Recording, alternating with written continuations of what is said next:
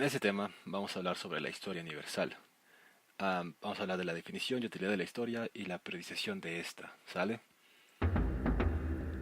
La historia, la historia, es el estudio de los acontecimientos del pasado relativos al hombre y a las sociedades humanas, el análisis e interpretación de los hechos ocurridos y el relato y cronología de esos hechos.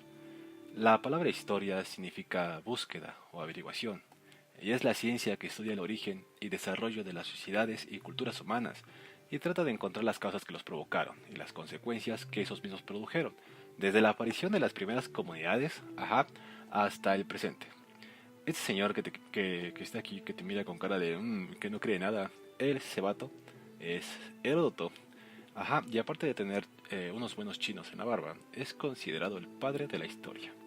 La historia, como fenómeno, es el paso de la humanidad a través del tiempo y del espacio, pero, como disciplina, es el estudio y sistematización de los fenómenos humanos, sociales, económicos y políticos a partir de causas y consecuencias.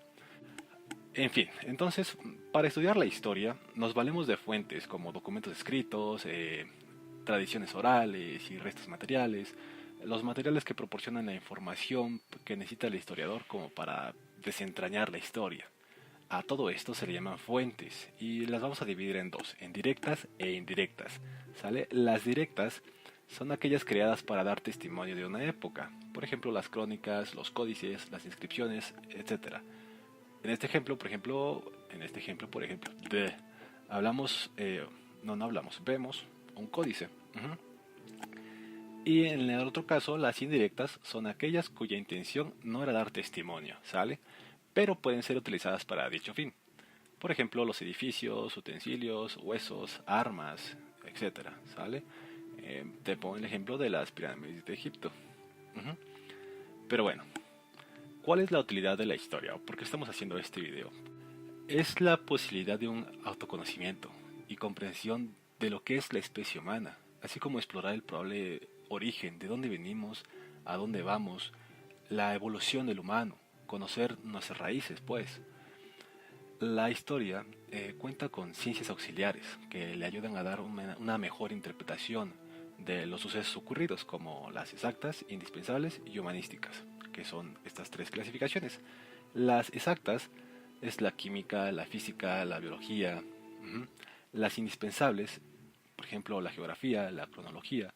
Y las humanísticas es la lingüística, humanística, geología, etnología.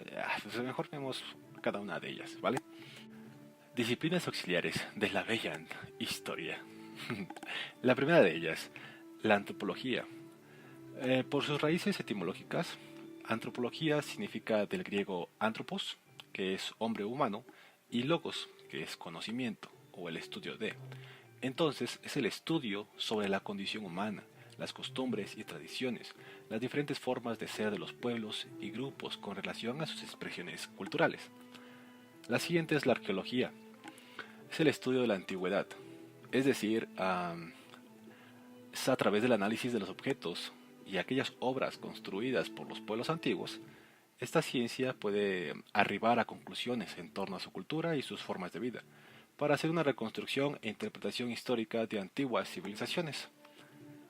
Un ejemplo claro, por ejemplo, regresando a las pirámides de Teotihuacán, ¿no? Que pues nos dan una idea de cómo es que vivieron, cómo es que tenían que escalar esos malditos escalones de 40 centímetros o más.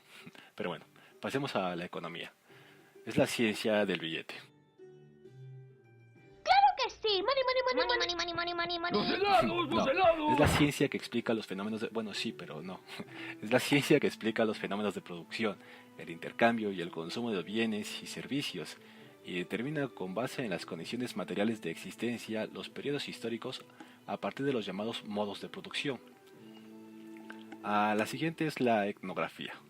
La etnografía estudia los grupos humanos a partir de rasgos físicos y raciales, sus orígenes y su parentesco, vamos, así como su distribución geográfica. La geografía es la disciplina que se encarga de estudiar los fenómenos terrestres y astronómicos, sus causas y efectos, así como su distribución sobre nuestro planeta. La geología, que es rama de la geografía, y corresponde al conocimiento sobre las capas terrestres, su formación, evolución y factores que determinan la corteza terrestre. Ajá. La lingüística es el análisis y descripción de la lengua como un sistema de comunicación, determinando el origen, el parentesco, la evolución y las características gramaticales, semánticas y fonológicas de las diferentes lenguas a través del tiempo y del espacio. La paleontología corresponde al hallazgo de restos fósiles de animales y vegetales para determinar su antigüedad y reconstruir características físicas y distribución geográfica. Algo así como lo que vimos en Jurassic Park o Jurassic World, pero no tan fumado, ¿no? O sea, no. Numismática. Estudia y compara las monedas, medallas y derivados en su proceso histórico y simbólico. Escuelas histográficas. Las escuelas histográficas. En este tema, en este punto, es algo muy, tal vez en tu guía vendrá así de que te lo tengas que aprender de a fuerza. Yo te lo trato de explicar de la mejor manera posible. Tal vez no es porque estos sujetos de las escuelas pues se la fumaban muy cabrón, o sea, cada quien tenía su churro. Entonces voy a tratar de resumirlo, de explicarlo de la mejor manera posible. Espero y lo entiendas. Ajá. Hablaremos primero de la escuela alemana. En este caso hablaremos de el idealismo. Entre sus principales sujetos es Hegel. Hegel. Vamos a tratar de explicar a Hegel, bueno, al idealismo alemán. Es realmente muy difícil explicar a Hegel, ya que hasta él mismo decía que ni él mismo se podía explicar. Hegel trató de elaborar un sistema para explicar toda la realidad, ¿sale? Entonces él mencionaba que la realidad está en un conjunto, en una unidad, donde si todo está en un conjunto, también Dios está en un conjunto. Ujú. Y donde Hegel afirmaba que el absoluto está en nosotros, entonces parte de Dios está en nosotros. Y esta realidad, este espíritu en su conjunto está en dinamismo. Y entonces es la propia realidad la que se mueve dialécticamente. Ajá. Haciendo una analogía junto con lo que es la historia y el idealismo alemán, pongamos a la Coca-Cola. Surge la Coca-Cola como la primera bebida, ajá, de esta compañía, que era la cola chida y toda esta cosa, ¿no? Pero pues tenía un inconveniente, tenía un madral de azúcar. A esto le llamaremos tesis, con lo que surge una nueva bebida tratando de contraponerse a esta que es la Coca-Cola Light. Es una bebida sin azúcar y a esto le llamaremos antítesis. Pero esta también tiene una insuficiencia, le falta sabor, por lo que surge una nueva bebida, ¿sale? La Coca-Cola Cero. Conserva el sabor original, pero sin azúcar. A esto le llamaremos síntesis. Entonces contiene a la tesis más la antítesis. Pero esto al final de cuentas no será el final del proceso. Después se puede convertir en tesis y saldrá otra antítesis y así sucesivamente. Entonces esta realidad está en dinamismo, está en un constante movimiento. Ajá. Y en esto podemos contraponerte como esta escuela trata de explicar un poco de lo que es la historia, pero pues es que Hegel trató de explicar todo, o sea, también se mamó, sí se mamó realmente. Entonces el mundo está en un cambio continuo, al final de cuentas es lo que nos menciona Hegel.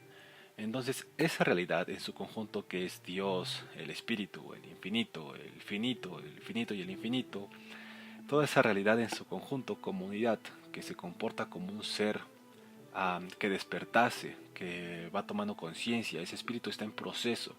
Si el absoluto lo abarca todo y nada queda fuera del todo, es lo que te mencionaba, que esto es Dios, pero Dios al final de cuentas no es la suma de las perfecciones, eso es un proceso.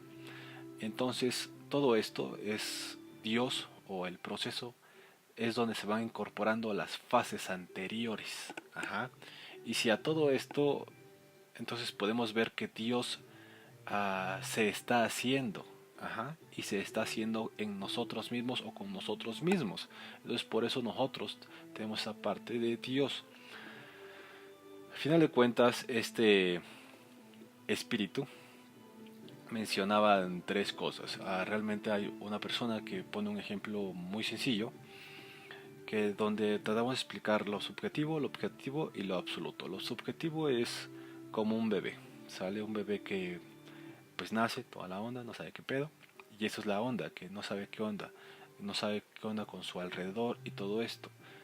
Después el objetivo son las normas de ética, es cuando ya poco a poco se van autoponiendo estas leyes. Y lo absoluto es cuando la persona toma conciencia de nosotros mismos, ¿no? Cuando somos conscientes de Dios, cuando somos conscientes del arte, de interpretarlo, de hacerlo y todo esto. Entonces, en nuestra sociedad, el objetivo podría ser la base de esto, ¿no? La base de las leyes, la base de las estructuras políticas. Ujú.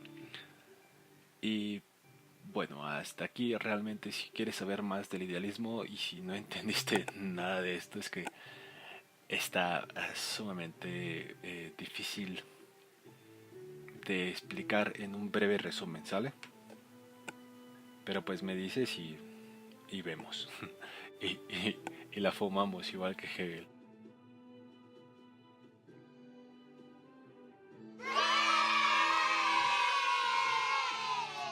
Oye, estoy confundido. ¿Es un final triste o un final feliz? Es un final y basta.